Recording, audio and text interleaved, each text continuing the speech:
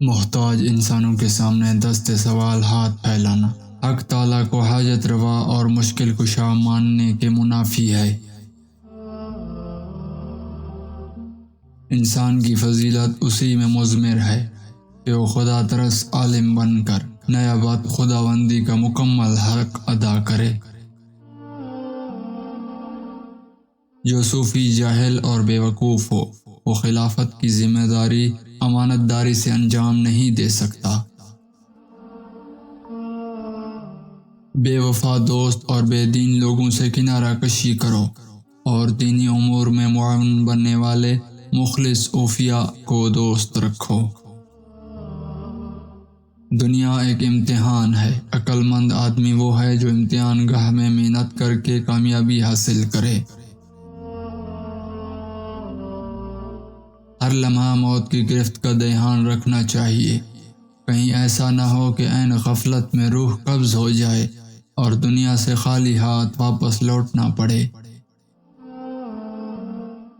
دانا وہ ہے جو دھوکے کے گھر کی کرنے کی بجائے بلا تاخیر دامی دار کی فکر میں لگ جائے اور بقدر کفاف دنیا پر گزارا کر کے ہمیشہ کی راحت پر نظر رکھے۔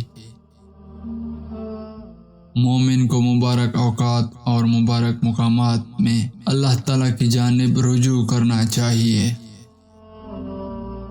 آج کی روزی میسر ہو تو پھر کل کی فکر کرنا عیب ہے۔ جس خدا نے آج روزی دی وہی خدا کل نئی روزی دینے والا ہے۔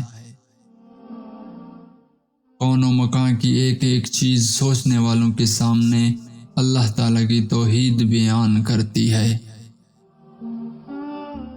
عقل مند آدمی وہ ہے جو عزت نفس کا خیال کر کے عزت و وقار میں اضافہ کرنے والے عمل کا پابند بنے۔ بے وقوف ہے وہ آدمی جو اپنے ہی ہاتھوں سے اپنی ذات کو ہلاکت و رسوائی میں مبتلا کر دے۔ گمراہ اور خواہشات کی پیروی کرنے والوں کے ساتھ صحبت رکھنے میں بہت زیادہ نقصان ہے، ان سے بچو۔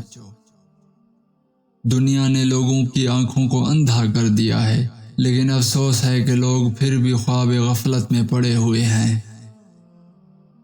جو انسان قاضی بنتا ہے وہ گویا خود کو بغیر چھری کے ذبح کرتا ہے۔